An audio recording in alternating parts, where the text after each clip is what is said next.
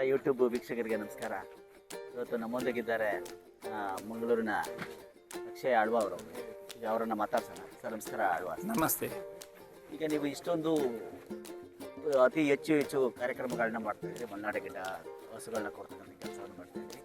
ಇವತ್ತು ಬೆಂಗಳೂರಲ್ಲಿ ಇವತ್ತೇನು ಬೆಂಗಳೂರು ಬೃಹದಾಕಾರವಾಗಿ ಕಾಂಕ್ರೀಟ್ ಕಟ್ಟಡಗಳು ಬೆಳೀತಾ ಇರೋ ಏರಿಯಾದಲ್ಲಿ ಇವತ್ತು ಕಾರ್ಯಕ್ರಮ ಮಾಡ್ತಾಯಿದ್ರಿ. ಇದರ ವಿಶೇಷ ಏನು? ಮಲೆನಾಡು ಗಿಡ್ಡ ಸಂರಕ್ಷಣೆ ಮತ್ತು ಸಂವರ್ಧನಾ ಅಭಿಯಾನದ ಒಂದು ವಿಚಾರವಾಗಿ ನಾವು ಮಾತಾಡ್ತಾ ಇದ್ದೀವಿ.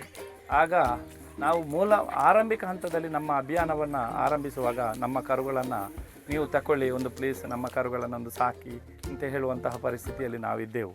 ಈಗ ಹಾಗೆ ಇಲ್ಲ. ಬೆಂಗಳೂರಿನಲ್ಲಿ ಕರೆದ್ರು, ಚೆನ್ನೈಯಲ್ಲಿ ಕರೀತಾ ಇದ್ದಾರೆ, ಈಗ ಆಂಧ್ರ ಪ್ರದೇಶದಲ್ಲಿ ಕರೀತಾ ಇದ್ದಾರೆ, ತಮಿಳುನಾಡಲ್ಲಿ ಕರೀತಾ ಇದ್ದಾರೆ. ಅಂದರೆ ಈಗ 10 ಕರುಗಳು ಬೇಕು ತಮಿಳುನಾಡಿಗೆ ಅಂತೇಳಿ ಹೇಳಿದರು. ನಮ್ಮ ಹತ್ರ ಕೊಡುವಂತಹ ಕರುಗಳಿಲ್ಲ. ಈಗ ನಮ್ಮ ಹತ್ರ ಬಂದದ್ದನ್ನು ಸಂರಕ್ಷಣೆಯ ಮೂಲಕವಾಗಿ ಕೊಡುವಂಥ ವಿಚಾರವೇ ಹೊರತು ಜನರು ಕೇಳಿದರು, ಅವರು ಕೇಳಿದರು, ಇವರು ಕೇಳಿದರು ಅಂತೇಳಿ ಮುಖಕ್ಕೆ ಸರಿಯಾಗಿ ನಾವು ಕೊಡುವಂತಹ ಪದ್ಧತಿ ನಮ್ಮ ಹತ್ರ ಇಲ್ಲ. ಈಗ ಯಾರು ನಿಜವಾಗಿ ಗೋ ಸಂರಕ್ಷಣೆಗಾರಾಗಿದ್ದಾರೋ, ಯಾರಿಗೆ ಅದರ ಮಹತ್ವ ತಿಳಿದು ಕೇಳ್ತಾ ಇದ್ದಾರೋ ಅವರಿಗೆ ಕೊಡುವಂತಹ ಒಂದು ವಿಚಾರಧಾರೆಯನ್ನು ಇಟ್ಟುಕೊಂಡು ಮಾಡ್ತಾ ಇದ್ದೇವೆ.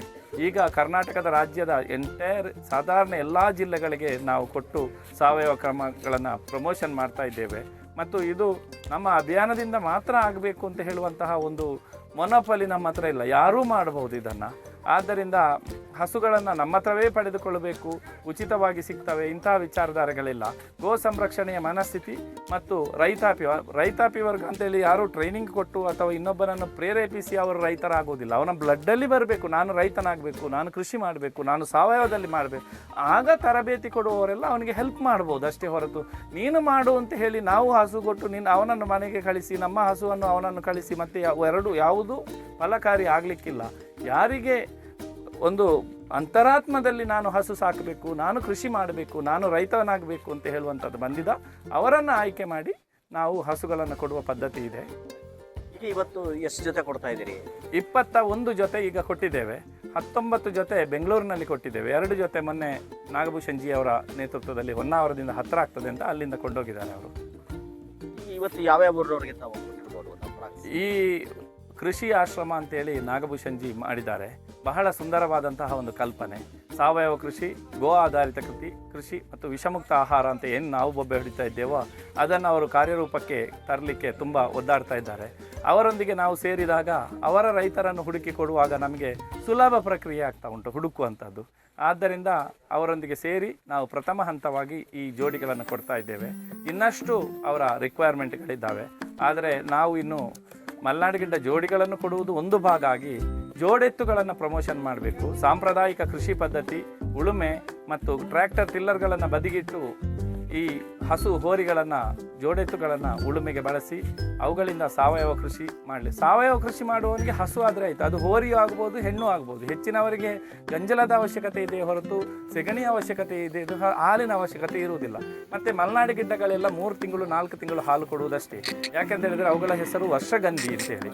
ಅದು ಪ್ರತಿ 11 ತಿಂಗಳಿಗೆ ಒಂದು ಕರು ಹಾಕಿ ಇನ್ನೊಂದು ಕರು ಹಾಕ್ತದೆ.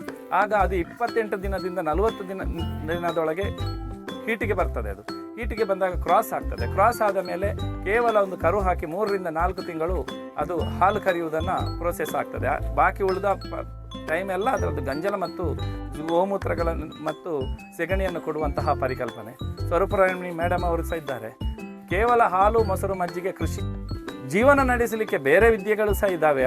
ಹಸುವಿನ ಗಂಜಲ ಮತ್ತು ಸೆಗಣಿ ಗೋವನ್ನು ಬಳಸಿಕೊಂಡು ಮಾಡುವಂತಹ ವಿಚಾರ, ಅದರ ಬಗ್ಗೆ ಬಹಳ ಚೆನ್ನಾಗಿ ನಮಗೆ ವಿವರಣೆ ಮಾಡಿ ಅನುಭವಕ್ಕೆ ಮಾಡಿಸಿಕೊಟ್ರು.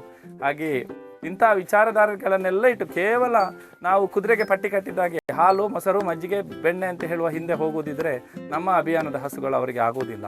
ಸಾವಯವ ಕೃಷಿ, ಗೋ ಆಧಾರಿತ ಕೃಷಿ, ವಿಷಮುಕ್ತ ಆಹಾರ ಇದನ್ನು ಪಡೆಯುವುದಿದ್ದರೆ ನಮ್ಮ ಮುಂದಿನ ಜನಾಂಗ ಸದೃಢವಾಗಿ ಸಮೃದ್ಧವಾಗಿರಬೇಕಾದಂತಹ ವಿಚಾರಧಾರೆ ಇದ್ದರೆ ಮಾತ್ರ ನಾವು ಅದನ್ನು ಕೊಡಲಿಕ್ಕೆ ಸಾಧ್ಯ. ಇಷ್ಟೊತ್ತು ನಮ್ಮ ಅಕ್ಷಯ್ ಆಳ್ವಾರವರು ಸುಸೂತ್ರವಾಗಿ ಮಲೆನಾಡು ಗಿಡ್ಡ ಹಾಲು, ಮೊಸರು ಅಂದರೆ ಬೇರೆದ್ರೂ ಗಂಜಲ ಏನು, ಸಗಣಿ ಏನು ಅದನ್ನೆಲ್ಲ ಯೂಸ್ ಮಾಡ್ಕೊಂಡು ಹೇಳಿದ್ದಾರೆ. ಅವರಿಗೆ ನಮಸ್ಕಾರ ಹೇಳ್ತೀನಿ. ನಮ್ಮ ಎಲ್ಲ ಯೂಟ್ಯೂಬ್ ವೀಕ್ಷಕರು ಈ ಚಾನಲನ್ನು ಲೈಕ್ ಮಾಡಿ, ಸಬ್ಸ್ಕ್ರೈಬ್ ಮಾಡಿ, ಶೇರ್ ಮಾಡಿ.